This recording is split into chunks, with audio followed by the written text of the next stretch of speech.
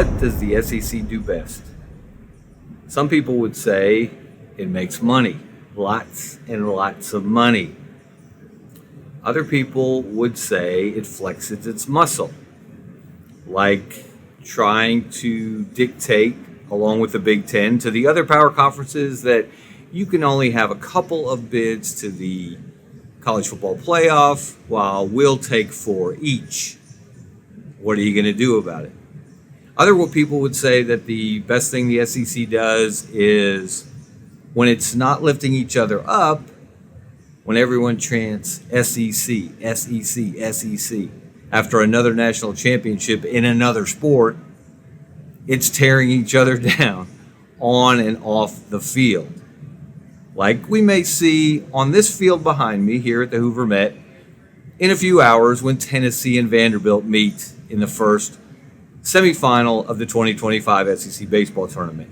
It's after midnight here on Friday night. And the reason that I'm here, the reason that a lot of people were here earlier this evening, that have been here all week, is because the thing the SEC really does best is it plays hardball.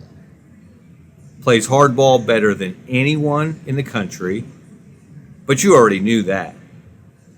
But what separates the SEC is it plays baseball better than it plays football, than it plays basketball, than it plays softball, than it swims, than it plays tennis, than it dives, than it rows, than it does anything else between the lines. Witness what we witnessed here earlier this evening. On Thursday about lunchtime, Jace Laviolette, the junior slugger from Texas A&M, stepped out of the box behind me in unfathomable pain. He took up hardball, a fastball, off the back of his left hand. Had to leave the game. And after the game, Texas A&M coach Michael Early told us that Jace had suffered a broken hand. There's a pretty good chance that was going to be the end of his SEC tournament, and unless his teammates could rally, it was going to be the end of his college career, because he's going to be drafted high and paid well very, very soon. That was about lunchtime on Thursday. At 7 o'clock on Thursday night, unbeknownst to most of us, Jace Laviolette underwent surgery on that broken hand. And about 24 hours later, he stepped back into the box at the Hoover Met with a medical wrap on his surgically repaired left hand and a doctored batting glove hovering over it. Now, that would have been inspiring enough had Jace just showed up to lift up his teammates. But the story didn't stop there. He had one of the few Texas A&M hits on the night. He drove in a run with a single. He drove in another run with a sacrifice fly. You could see the pain on his face on almost every swing. But he kept swinging. That's SEC baseball. Now, if this were a movie, Jace Laviolette would have come up in the ninth. He would have smashed a bomb into the right field light standard, would have shattered the bulbs. He would have won the game. But this isn't a movie. It's baseball. Jace did come to the plate in the ninth inning for the Aggies, trailing by a run. They needed a win. Most experts would agree they needed a win. They really needed to win 2 more games. They needed to get to the semifinals, win there, win the final on Sunday, earn the automatic bid to the NCAA tournament to get back there, a place where they reached the College World Series last year and came up 1 win short of a national championship, losing to the Tennessee Volunteers. So in that ninth inning, Jace grinded out a 7-pitch at bat, but he went down swinging. And then after the Aggies put 2 runners on with 2 outs, the movie ended with a ground out and a grinding 1-run loss. And most likely, it was the end of their season and the end of Jace Laviolette's college career. You could see what playing college baseball meant to him in the post-game interview room. You could see the ending written all over his face, beneath the war paint, beneath the toughness, the tenacity. We need a new word to describe what Jace Laviolette demonstrated on this field behind me. And he talked about his love for his head coach, Michael Early. He talked about his love for Texas A&M. He talked about what it meant to play college baseball. Now, you don't hear that every day. You won't hear that in the major leagues. You won't hear it in the minor leagues, where Jace will be playing very soon. And that's one of the things that separates SEC baseball from Big Ten baseball, ACC baseball, Big 12 baseball. And it's one of the things that separates SEC baseball from SEC football, SEC basketball, et cetera, et cetera, et cetera. This league does baseball best. You think it was impressive when the SEC won 7 straight football national championships from 2007 through 2012, and 4 different schools won those 7 championships?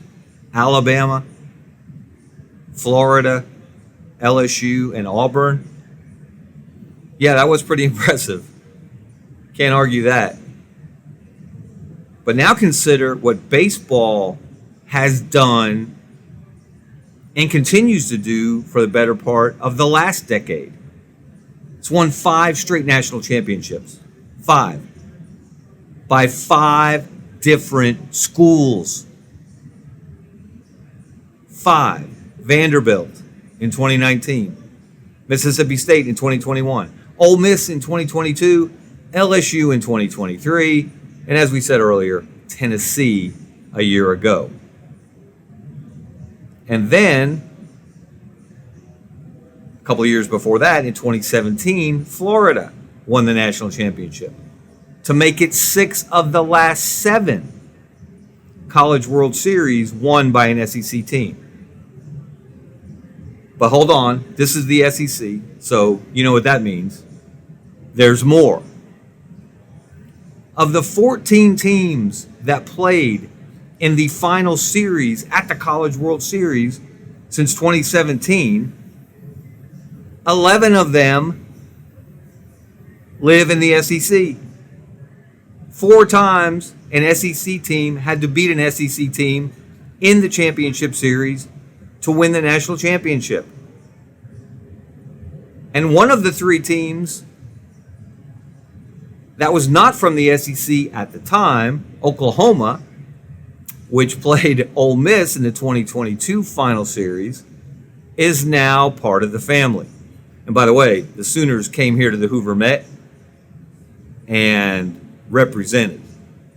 They won a couple of games, and then they ran into Vanderbilt, and that was the end of their run in Hoover.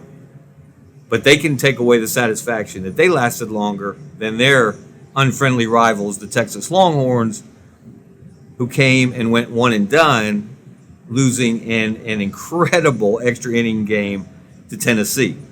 Tennessee, on that occasion, defended the honor of the original SEC schools back when this conference started in 1932-33 by taking down the team that wants to be the new sheriff in town, the Texas Longhorns. All they did was win the regular season in baseball this year.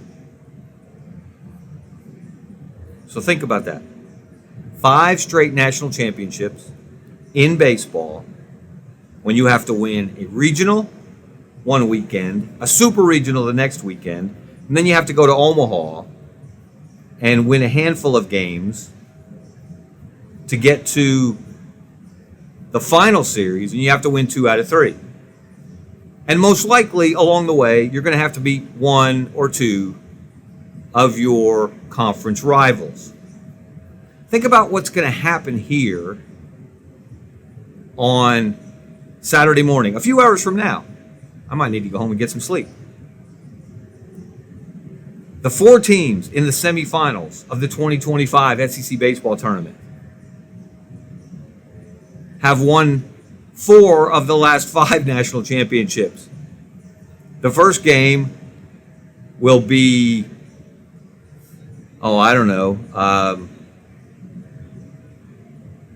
brunch with bad blood, or bad blood for brunch, enmity and intensity for breakfast, because Tennessee's playing Vanderbilt.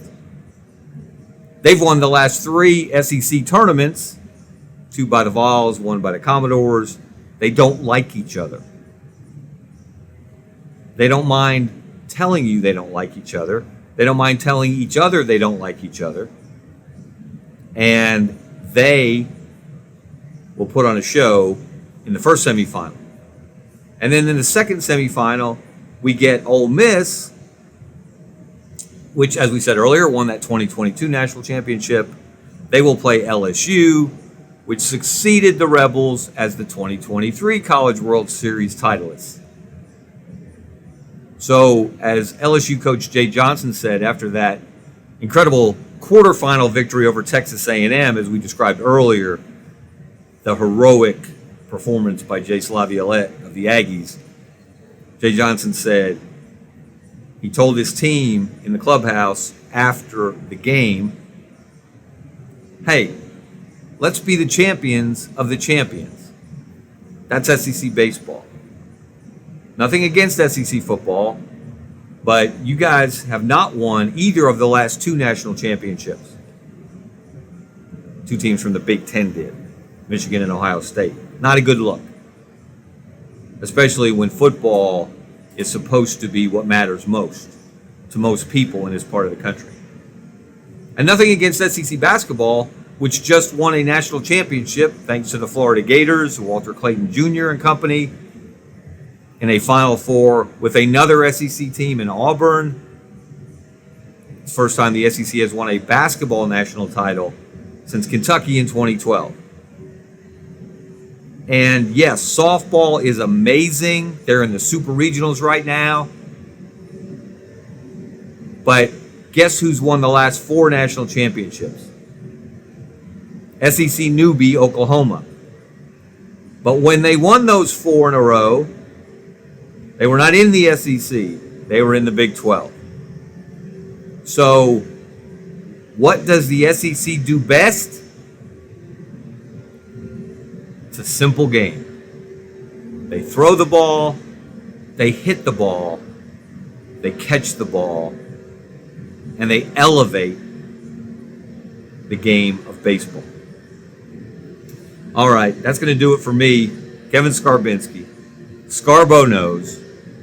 Sometime after midnight on Friday night, heading into Saturday, at the SEC baseball tournament at the Hoover Met, the greatest show on dirt, the greatest single event every year here in the Birmingham area. It's been here forever. It should stay here till the end of time. Hint, hint, wink, wink, Greg Sankey. We're going to see more championship baseball. We're going to see more players making plays, guys that you will see in Major League Baseball in short order. Jack Caglione, the former Florida star, just rocketing up the chain of the Kansas City Royals. He's now in AAA, just hit his first AAA homer. Just rocketed one for a team from Omaha, where he will be reunited with, what are we going to guess, 4, 5 SEC teams when we get to the next College World Series, there's nothing like SEC baseball. Not even in the rest of the SEC. All right. Good night from the Hoover Met. I'm Kevin Skarbinski. Thanks for watching Scarbo Knows. Tell your friends. Scarbo out.